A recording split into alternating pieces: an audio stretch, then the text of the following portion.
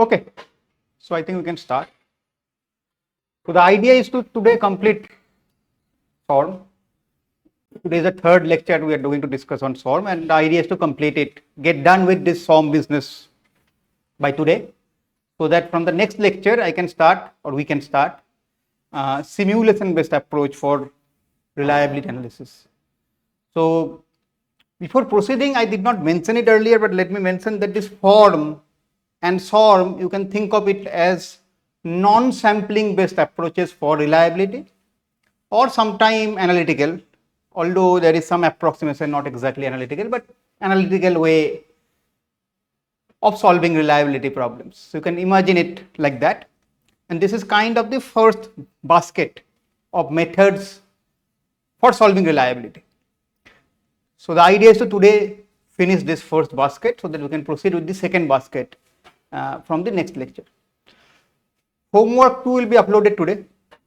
The deadline will be on 9th. I think that's what I announced. Okay. And it will have questions from SORM, and it will also have some question from Monte Carlo simulation. Okay. And I'll upload it today. Anyways, let us continue.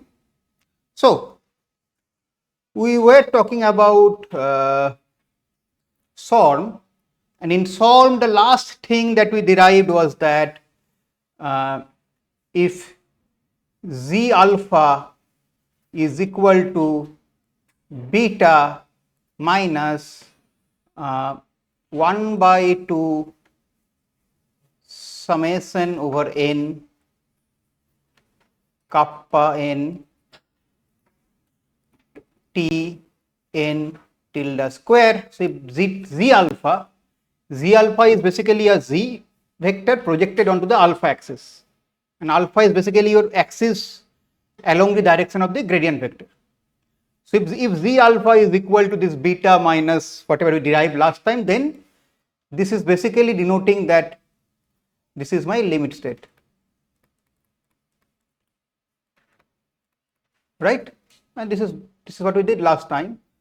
Similarly, if Z alpha is less than beta minus half summation over n, and remember that this n counter goes from 2 to capital K. 2 is the, it starts from 2 because alpha is the 1, right? We discussed this. Kappa n t n tilde square. This is my safe zone, because this is like it is on the safer side of things. And similarly, Z alpha greater than beta minus half summation n kappa n t n tilde square. This is my failure. So we discussed until this point in the last lecture, right? Now remember, we did lot of things in the last and the last two lectures, but what we did not do was compute probability of failure. But that is the ultimate goal in any reliability analysis problem, to compute the probability of failure, and from there, if possible, to compute the reliability index, right? So if I have now, with this definition, if I have to compute the probability of failure, can you tell me how will I proceed?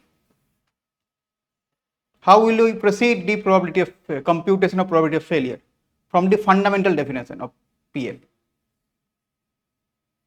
From this 3 expression, or rather I should be more specific, from the last expression. It's the area, right? So I will basically integrate in the failure zone the CDF, and my CDF is standard Gaussian, because I am in the standard Gaussian space. I am rotating it, but even rotating does not change the fact that it is in the standard Gaussian space, right? So what I will do is that I will basically integrate it in the failure zone, or in the failure domain, right? So therefore, if you follow that, then you should be able to follow that from definition.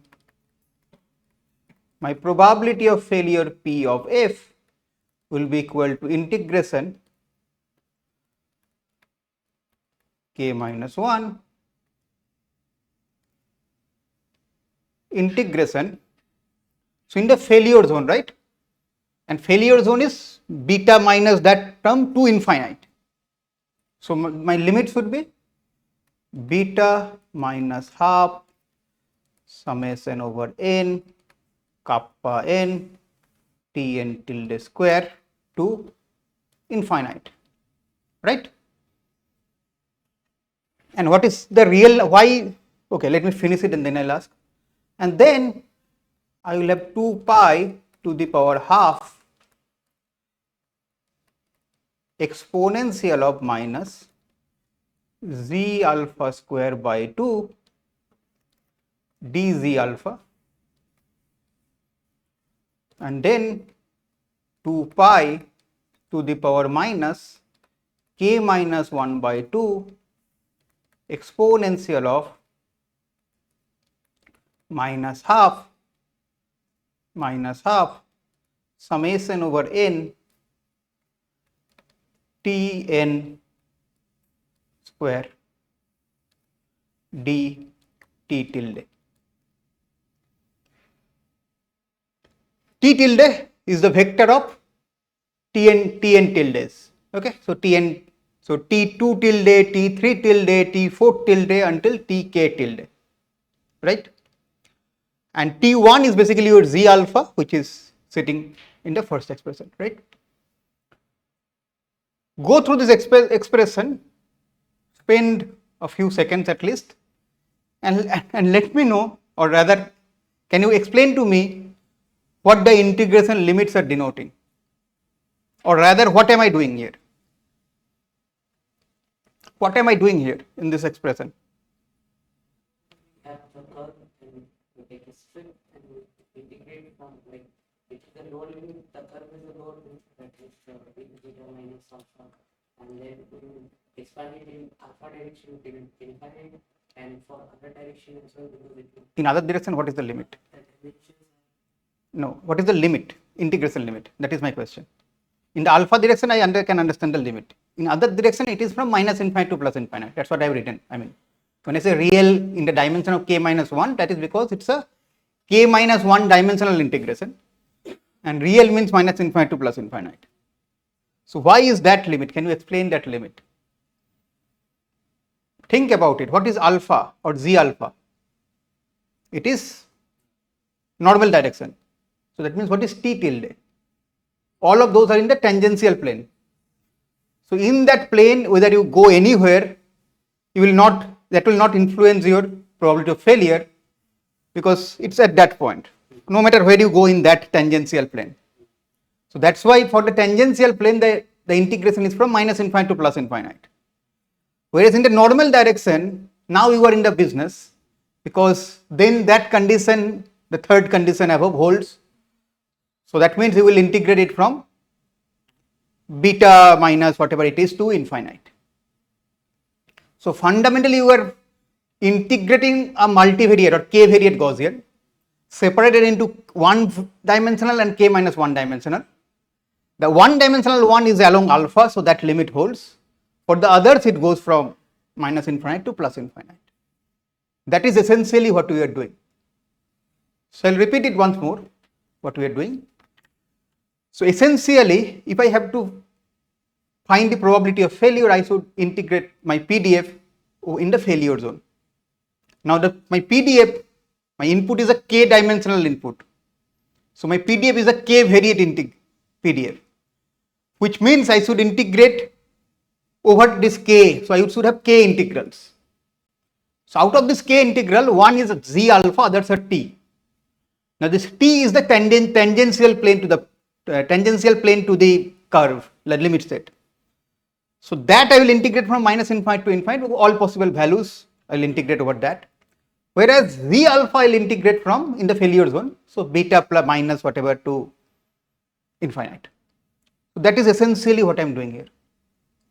Any doubt on this one? Okay. So if this is okay, then can you tell me what this quantity is equal to? What this integral is equal to in terms of CDF of standard normal?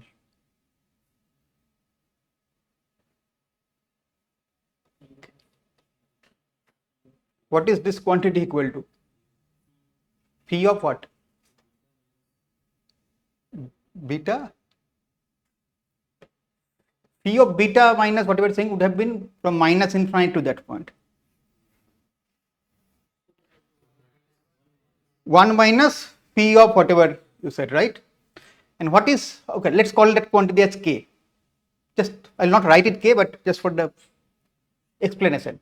So I am getting 1 minus capital phi of k, right?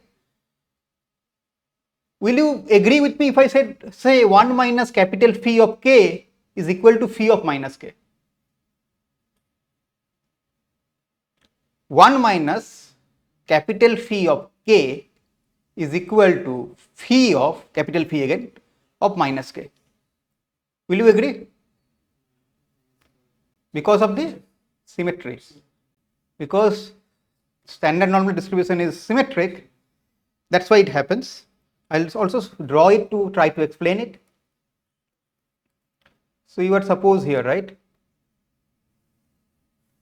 Right, it's not symmetric maybe in my drawing, but it's actually symmetric, okay?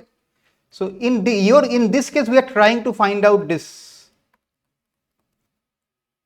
right? This is equal to this whole thing 1 minus this area, which is phi of, okay, let's take this point as k. So phi of k, right? Now this area should also be, because of symmetry, should also be equal to this area, and this point then should be minus k because of symmetry.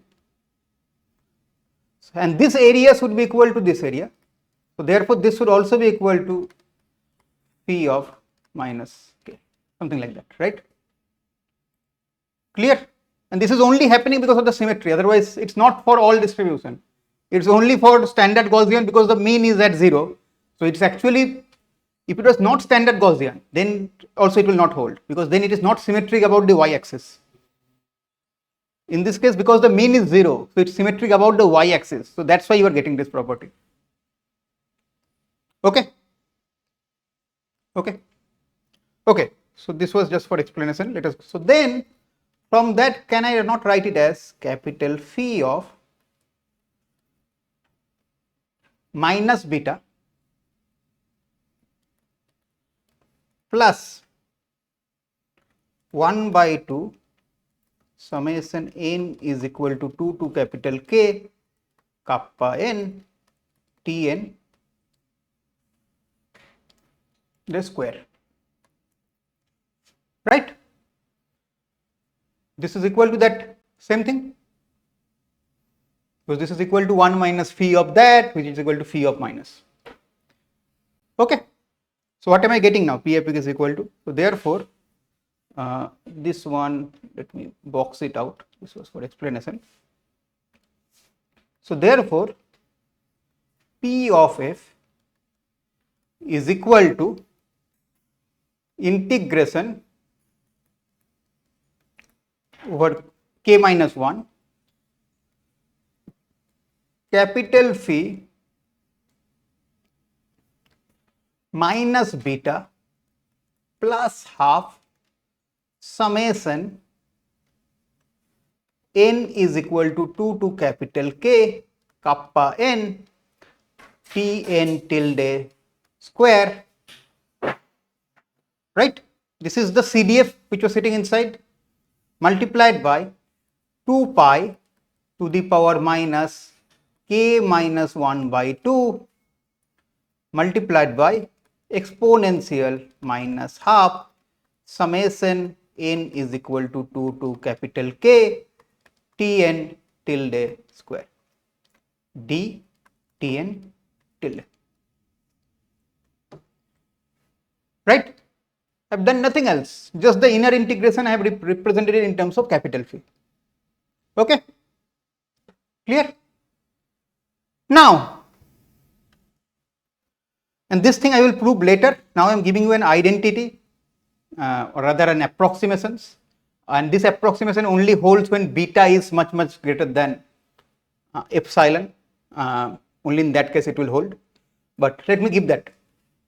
So this quantity is sitting here, right? let's call it capital phi of minus beta plus epsilon, and epsilon is a function of t and tilde, or t tilde I should say.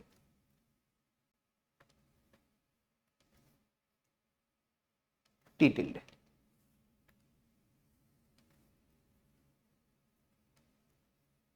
Right? You understand what I have done? That summation plus kappa term I have written as epsilon, nothing else. And now I am saying this is equal to or approximately equal to phi of minus beta exponential of beta times epsilon. The t tilde term I am removing. I mean, it is there, but I am not writing it. Now, how did it come? I will prove it, but I will prove it later. For now, I will prove it today only, but towards the later half. I first want to complete the form derivation part. So, let me complete that, and then I will come back to this and prove this. Okay. This is a 2-page kind of proof, but I will come back to this. And this only holds when beta is much larger than epsilon. Only in this case, that case, this will hold. Okay. So, this I am going to approximate in this form. Okay. And for now, please assume that this is true. Okay. How it is true, we will come to that. Now, if this is true, what happens to the integration above? I will have integration k minus 1 phi of minus beta exponential of beta epsilon 2 pi to the power minus k minus 1 by 2 exponential of minus half summation n is equal to 2 to k tn tilde square d t tilde. This is not tn, this is wrong, this will be t. Okay, this will be t, because tn is the innet component. This is the integration is over all the, because I have not written separately. Okay. Okay. Now, phi of minus beta, is it a function of t or t tilde? It's not. So, it will come outside the integration. So, this is equal to phi of minus beta, it comes outside the integration. Now, remember what is epsilon?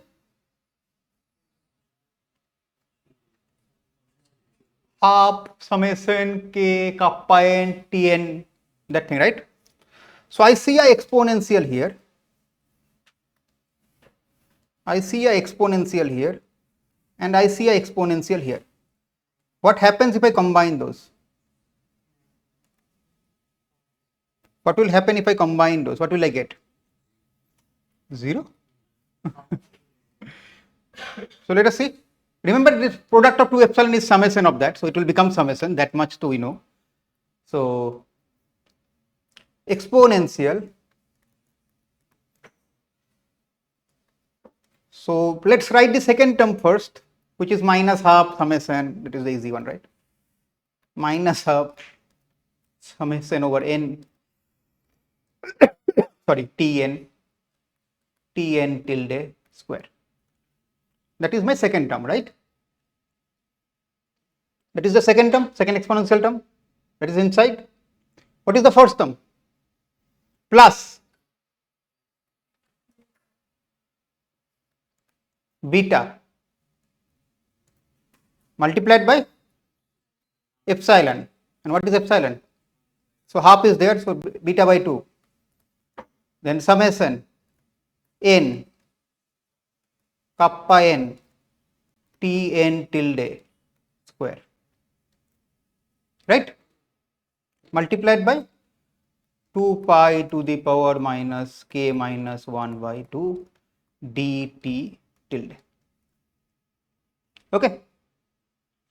Just a small arrangement I will do. Phi of minus beta integration. Now, this exponential thing, let us see. Exponential minus half Tn tilde square, and then what do I have in the summation then? 1 minus, okay, there is a Tn, so the summation should be here. Okay, let me write it in a proper manner. Let me delete it.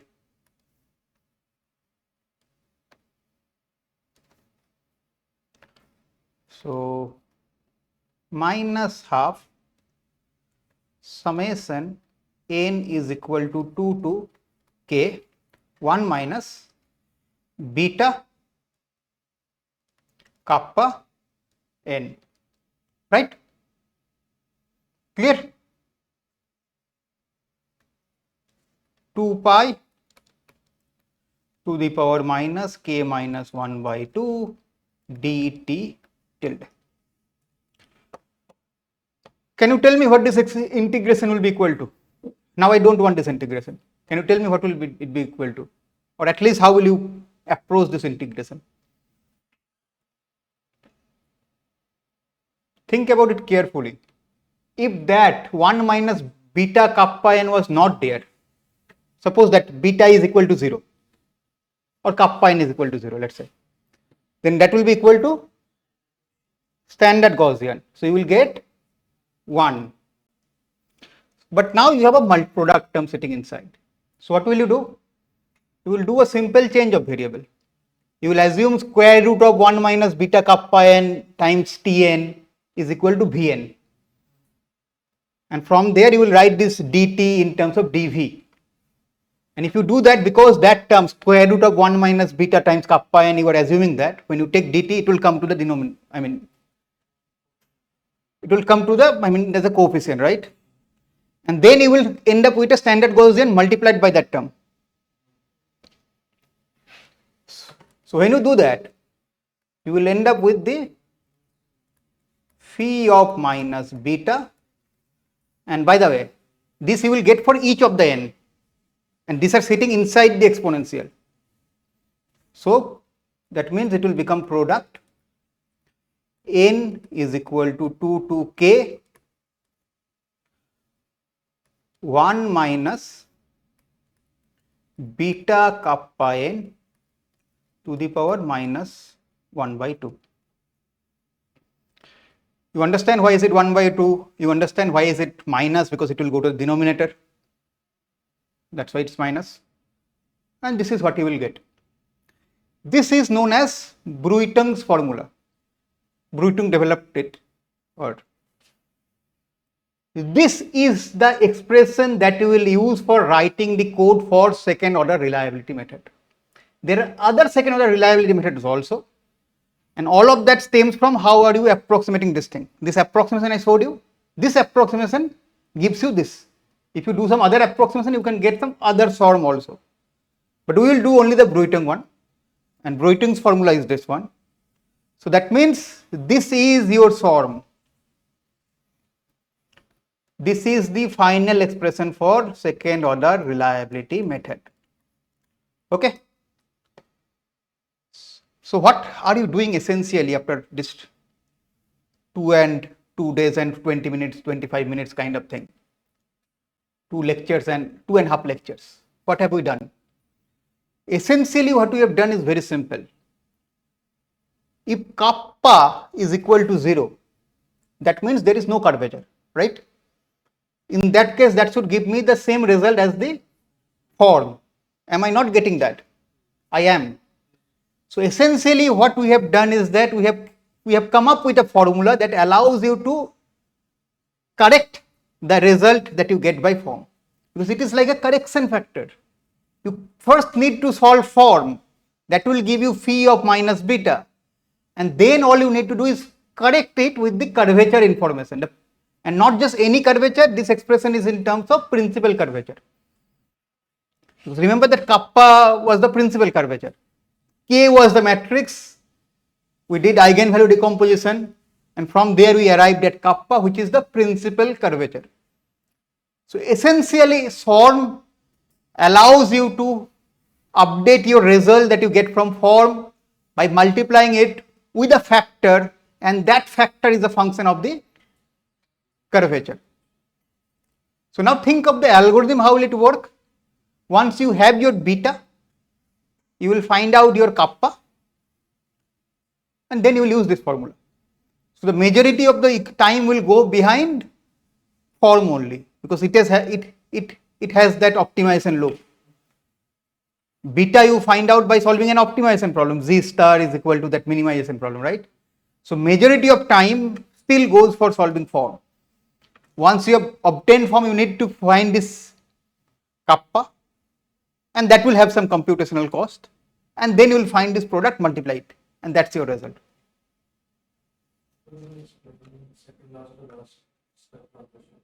Oh yeah, sure. So see what I did.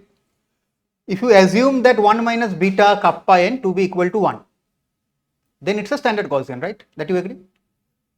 So now I want to solve this one. What I will do is simple. I will do a transformation of variable, which means I will assume that, let's say, un, and I will do one variable at a time, because this integration will be independent now, right? So I will assume un is equal to square root of 1 minus beta kappa n multiplied by tn, or t tilde n, whatever. And from there I can transform this variable from t tilde to u tilde.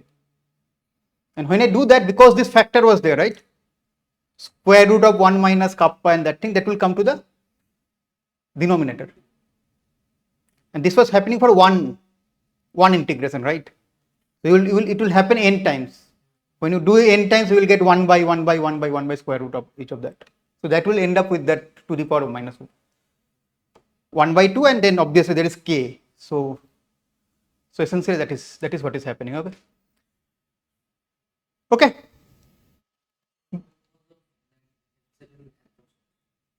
I have not even done epsilon approximation. Now I am going to do, but it is happening, you are right, because of this approximation. But I have not shown how is it happening, right? So I need to show that. So all of this holds, assuming this approximation holds. But how do we know this approximation holds? We don't know. So let us now try to go back into this phi of minus beta plus epsilon and see if we can arrive at this expression, right? SORM is done, but there is one step which I did not show. So let us now go to that.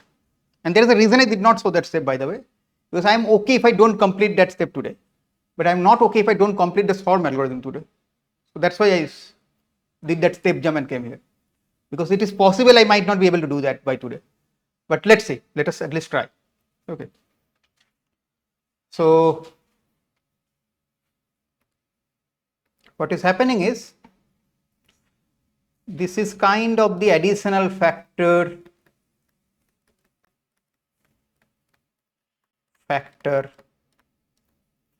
in SORM, and this is known as, I will repeat, Bruitung's formula for SORM.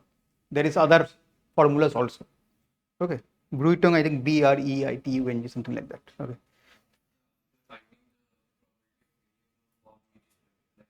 Correct. By the way, one thing I should mention, in the book you will not find this formula. In the book it will be 1 plus beta times kappa into n. Okay, in the book it will be 1 plus beta multiplied by kappa times n. And that is because in the book it is assumed that, remember I updated z star is equal to beta times alpha, right? Remember that? In the book z star is equal to minus beta times alpha. So it is basically that direction it takes, and from there if you do, everything will change and you will end up with 1 plus. So it's basically nothing to do with minus and plus, it's what direction is positive and negative.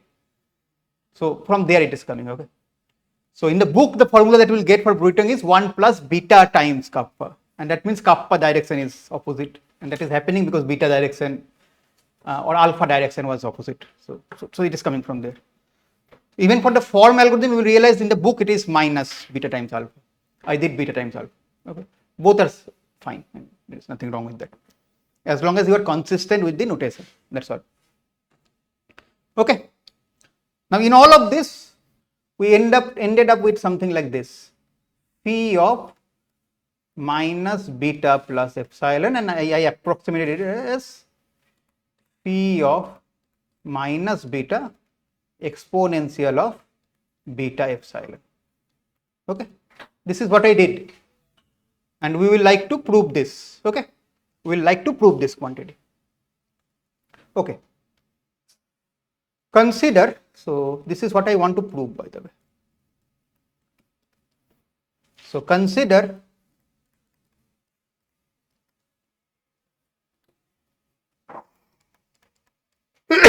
f of x is equal to log of phi of x. Okay. So what is f of x? Log CDF, log standard normal CDF. It's what it is. Okay. Correct. From here, can you tell me what is f dash x?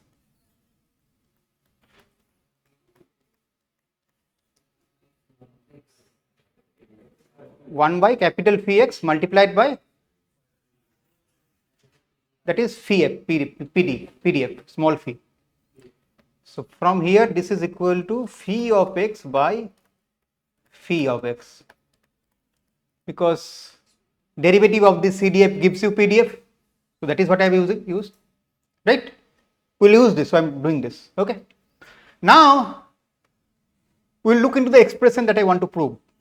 So I see a ratio between two CDFs there, right? If I take phi of minus beta to the left hand side, I'll get a ratio. So log of phi minus beta plus epsilon divided by phi minus beta, this is equal to log, right? Log of a by b is equal to log a minus log b. Now log a is f, log b is also f. So this is equal to f of minus beta plus epsilon minus f of minus beta, right? From just the definition of f. Correct? Now let us see.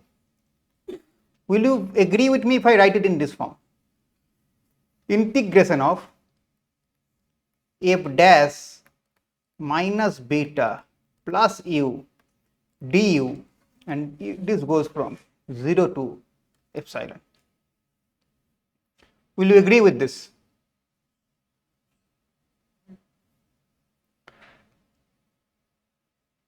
What is integration of f dash?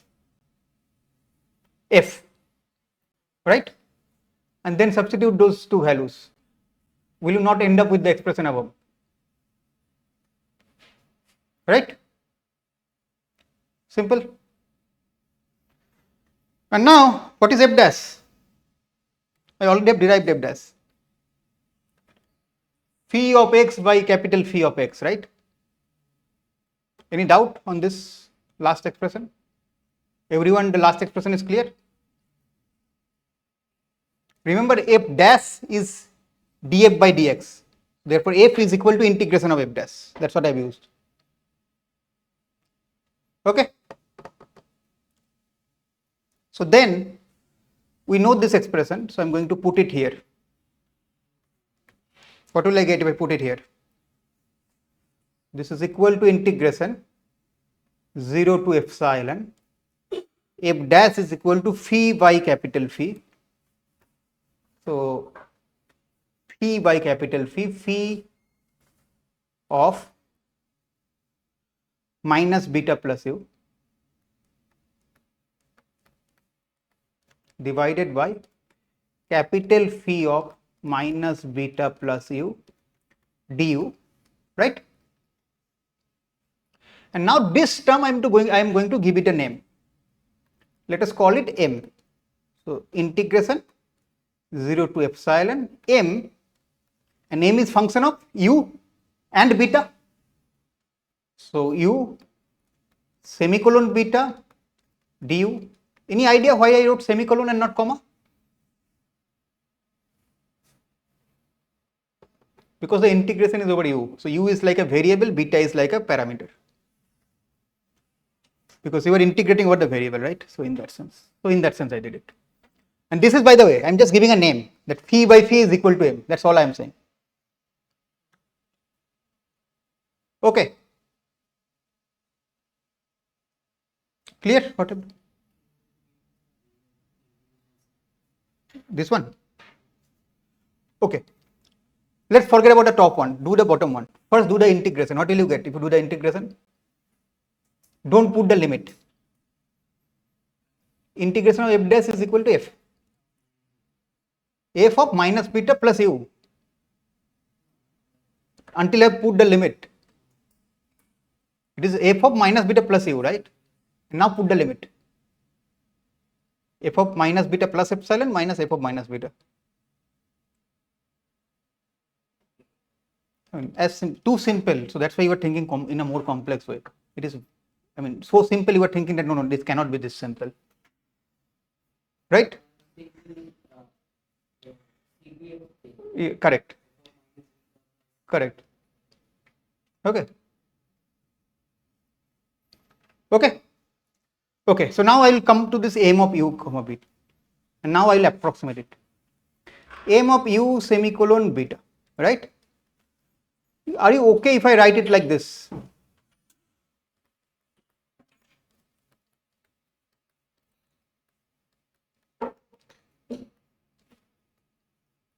A first order approximation about 0 equal to 0. That's what I've done. Right? It's a first order approximation about 0. And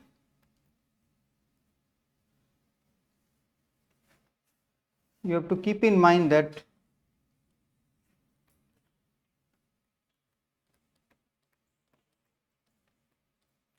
delta, this will tends to 0 if epsilon tends to 0. Delta is also of same form. It is some function, some derivative might come. Think of Taylor series, right? Think of it like Taylor series. I'm not going to write it down because I will not need it. Rather, I'm actually going to remove it very soon. But you can imagine that because there are lots of approximations. So this is the first order approximation what I'm doing. Okay. Sup is supremum, which means the maximum value of that, and mod means, so that means there will be many values. The maximum of that should go to 0 if epsilon goes to 0. And that has to, because otherwise the left hand side will not match. Okay, sup is supremum. Okay. Wasn't mod because Negative, it should not be negative, so that's why. Okay. Okay. Correct. Okay. I think this may not be clear. Let me repeat what I've written. I've written supremum of delta u semicolon b tends to 0 if epsilon goes to 0. Because if epsilon goes to 0, mu comma beta should be 0 comma beta, and that should be equal to 0 comma beta, so delta should be 0.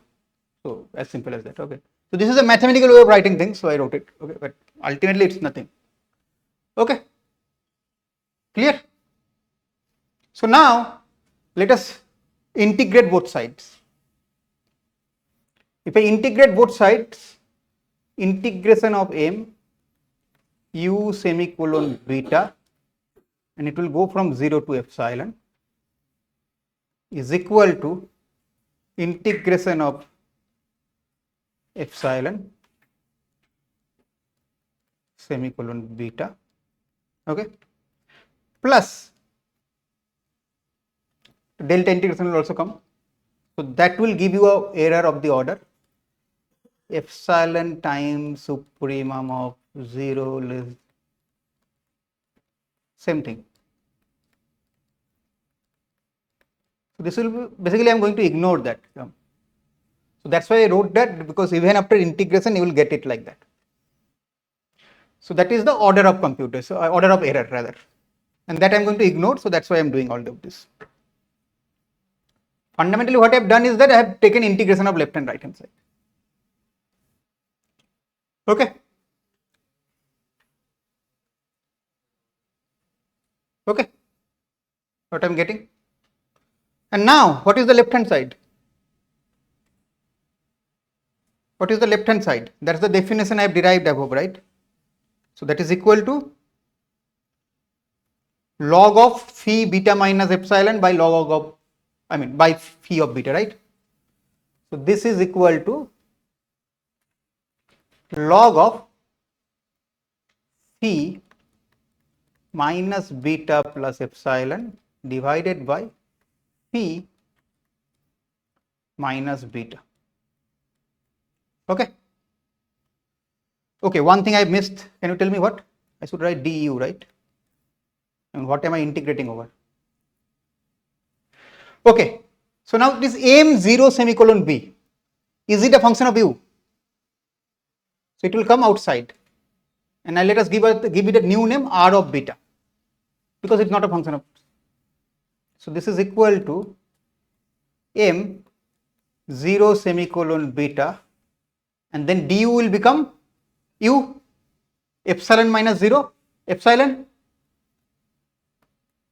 which is equal to a new name r beta epsilon.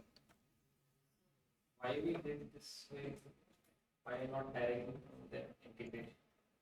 Directly, we cannot. I have to prove something, right? I have to prove this thing. Correct. So prove this thing. If you can directly solve the integration, then you will not get Bruton's formula. You will get something else, and most probably will not be able to solve it and get a closed form. These integrations are not that easy to solve. Even CDF, right? In most cases, you cannot find CDFs analytically. Why was there a log normal CDF table given to you in the first place? It was because that Gaussian is not integrable. It is not a function you can integrate analytically. That's why people did it numerically with some method and give you a chart. And so that in the exam or whenever you are using it, you can use that chart. Those integrals are not solvable analytically. And numerical is what I don't want to do, because I am in the analytical form of things. Numerical will anyways do. That's a separate group of method that is starting next lecture. So I want to do things analytically, and for that I will do lots of approximation to enable things to be done in an analytical manner. Which one? That is the order, right? That is the order, error order. O means error order. And I'm going to ignore that. So I showed that it is in the product of epsilon times some epsilon or less than epsilon. So that is not a computation. Okay. Any doubt?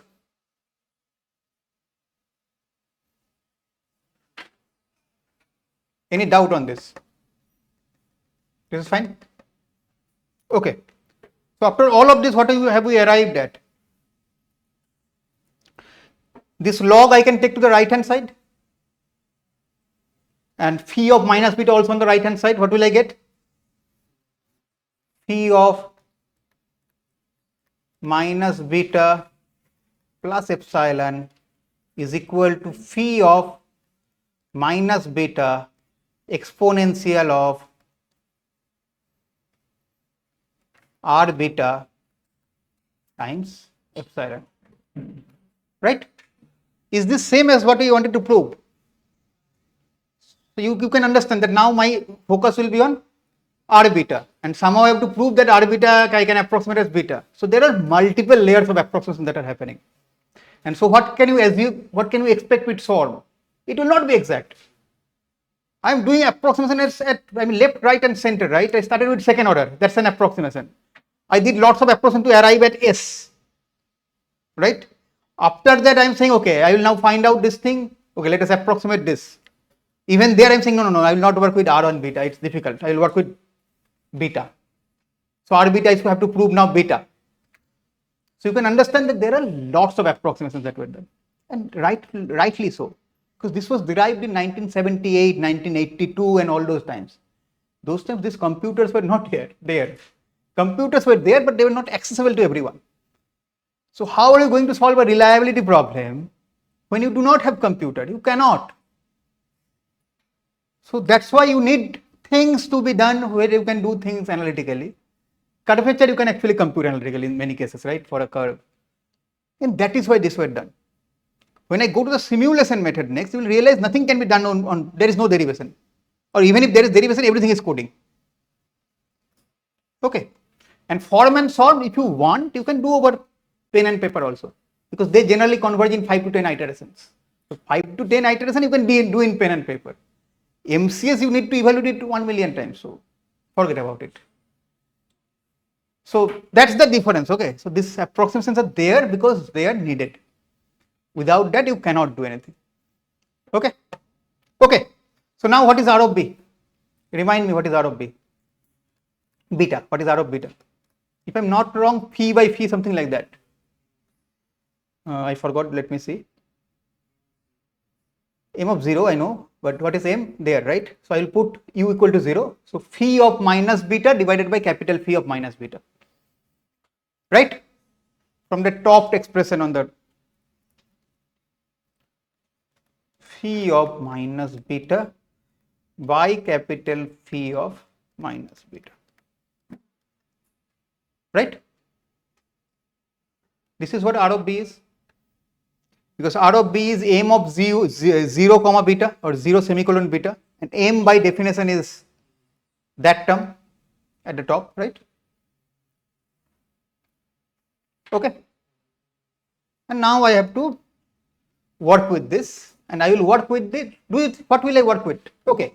Before that, do you tell me, do you agree with this?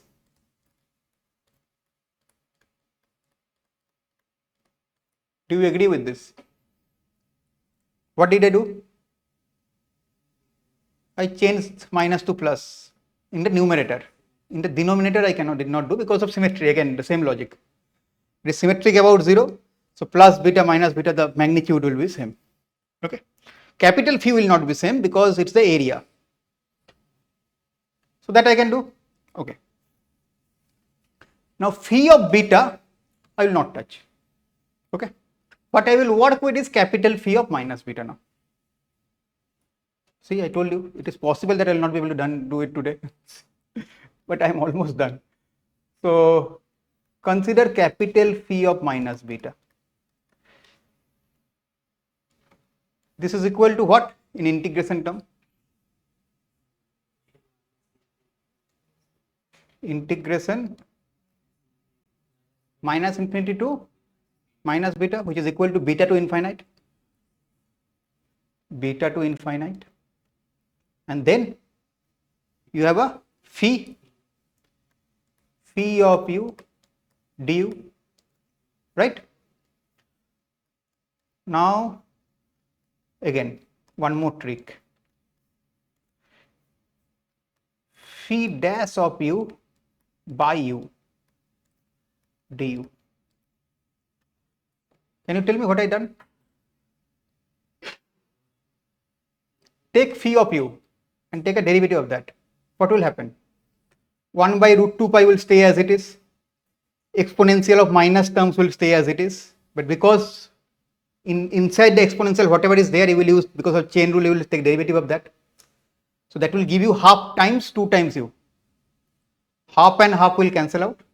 So we'll end up with phi dash is equal to u times minus u times phi of x. I'll do it once because I don't have time, so I cannot proceed here. Let me prove this one only. So phi of u 1 by root 2 pi exponential of minus u square by 2, right? This is what standard normal is. Take a derivative. Phi dash of u is equal to, because of the inside thing, what will I get outside? Minus u, minus 2u and 2 will cancel out, minus u will come outside. And then the other term will remain as it is.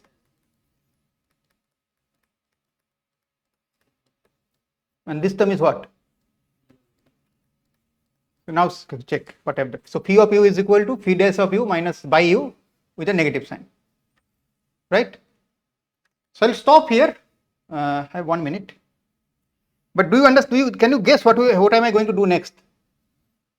Why did I bring it in terms of phi dash?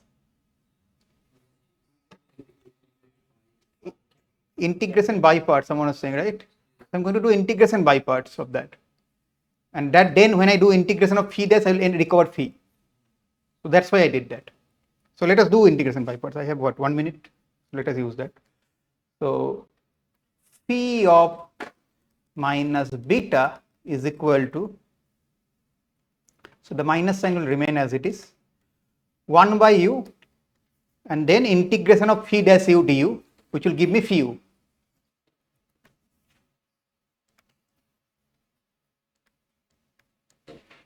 and this is to be evaluated at beta and infinite, minus the second one, right? So minus integration minus 1 by u square, right? Time multiplied by the same thing, integration of phi dash, so that will give me phi u du, and this is also from beta to infinite. Okay, so I'll stop here.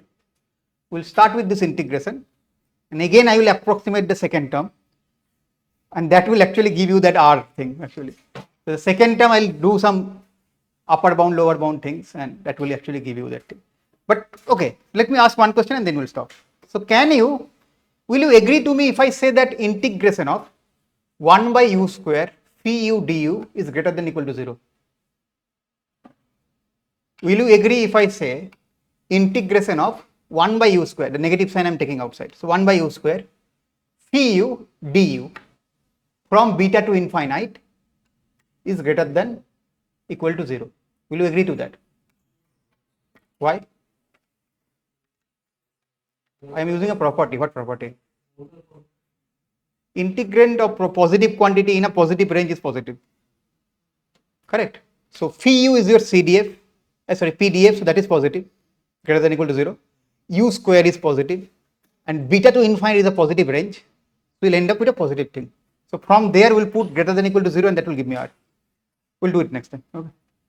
Thank you. But next class we'll also start. This will take me 10 minutes. So next class we'll also start MCS. Thank you.